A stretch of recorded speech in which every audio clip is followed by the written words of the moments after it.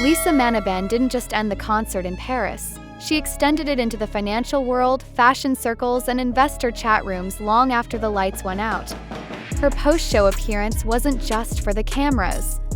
It was a strategic visual drop, possibly coordinated, potentially predictive, and now everyone's asking if LVMH just sent $1 billion signal through its most magnetic ambassador. Hours after Blackpink's Deadline tour wrapped up its electric night in Paris, Lisa was seen leaving the venue in an effortlessly sharp black mini skirt, oversized sunglasses, and a refined cropped blazer. The look? Minimalist. The effect? Makmal. It wasn't labeled loudly, but fashion insiders noticed what she carried. Posture, intent, and the kind of subtle luxury that doesn't ask for attention. It commands it. For custom metallic Louis Vuitton stagewear spiked LVMH stock the night of the concert, this aftershow looked deep in the narrative. It whispered continuation, not conclusion. It hinted that the plan, if there is one, was never just about the stage, but what happens around it.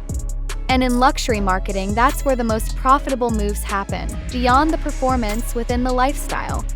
Frederic Arnault's name is once again surfacing, not in press releases, but in private Slack channels, investor circles, and fashion backrooms. As CEO of L'Europeana and a strategic pillar in the Arnault empire led by his father Bernard Arnault, Frederic has been known to value long-game influence over short-term flash. And this post-concert aura Lisa exuded could be a calculated continuation. Remember, Lisa's LV ambassadorship was made official in early 2025. Her fashion moves have become media events. When she steps out, hashtags trend, product pages load, and marketing departments take notes. LVMH doesn't just bank on her image, it invests in her timing. That's why this after-show moment, small on the surface, might be massive in brand value layering. Let's break it down. The miniskirt, youthful edge. The blazer, corporate poise. The sunglasses?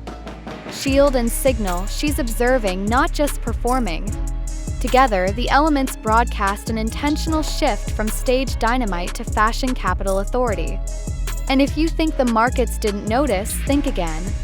By noon the next day, Google Trends showed a spike in search traffic not just for Lisa, but for her outfit. Financial blogs began circulating keywords like Lisa effect continues, post-show impact, and even strategic fashion drip. This is the kind of consumer behavior LVMH thrives on, spikes in interest tied directly to ambassador visibility. Meanwhile, LV flagship stores in Paris quietly reported increased foot traffic. Social media buzzed with fans hunting down lookalike pieces. TikTok creators were already mimicking the outfit. And while no official statement was released from Louis Vuitton or LVMH, the silence may be part of the plan. Mystery fuels premium brand perception. And Lisa, whether knowingly or by orchestration, embodies that mystery flawlessly. The framing here isn't about speculation for clicks. It's about recognizing how modern luxury marketing works. When a brand wants to own the cultural moment, it doesn't just advertise, it attaches itself to personalities who are walking campaigns. Lisa Manoban is one of those rare figures. She doesn't just represent a brand, she activates it. We go back to Frederic again. The previous concert night sparked whispers of his hand behind the visuals. This follow-up look might be the echo, a reminder that a plan well executed doesn't need to scream. It just needs to appear. In the right place, on the right person, the right moment. Bernard Arnault built LVMH by mastering timing, scarcity, and identity. Frederic, as his son and rising executive force, appears to be building within that same blueprint. Leveraging Lisa's unmatched global reach, their moves seem less like endorsements and more like chapters in a masterclass on cultural capital. And if you're still not convinced this is by design, zoom out. Look at the timing. Blackpink in Paris. Lisa wearing Louis Vuitton on and off stage. Financial signals pinging. Market conversations shifting. Digital engagement exploding. No random events, only well-placed moves. So when Lisa stepped out in that now viral black outfit, she didn't just leave a concert venue. She entered a different battlefield, where the war is attention, the prize is brand loyalty, and the players are billionaires. Some fans saw a pretty look. Analysts saw positioning. Investors saw value. Whether or not this was the Frederic Arnault plan, or just the Lisa effect evolving in real time, one thing is certain: in 2025, fashion isn't just about what you wear. It's about what it triggers. What happened after the concert was not just a casual stroll in Paris. Hours after delivering one of the most visually calculated performances of the Deadline tour, Lisa posted a new set of photos on Instagram. And for those who know how luxury marketing works, it wasn't just a "Thank you Paris" post. The styling, the timing, and even the subtle props around her were a continuation of the same branding chess move that had already rippled through the stock market. The outfit after the show wasn't stage glitter anymore. It was softer, street-ready, but still distinctly Louis Vuitton. Created a bridge between the untouchable icon on stage and the relatable global celebrity on the streets of Paris. This is where Frederic Arnault's fingerprints might be invisible but unmistakable.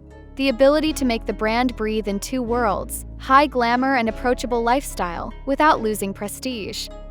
Fans thought they were simply double-tapping a new Lisa photo. Investors and marketing strategists saw something else entirely: product placement disguised as personality. In this light, the after-concert look becomes the cool-down lap that actually extends the campaign. You're no longer thinking just about that moment under the Stade de France lights. You're thinking about the brand in your everyday life. Frederic Arnault knows this territory. As the son of Bernard Arnault, the man whose empire transformed LVMH into a global luxury powerhouse, he's been raised in the art of long-game brand building. These moves are rarely spontaneous. The Instagram post lands while Paris is still buzzing from the concert, while media headlines are still fresh, and while search volume for Lisa Louis Vuitton Paris is peaking.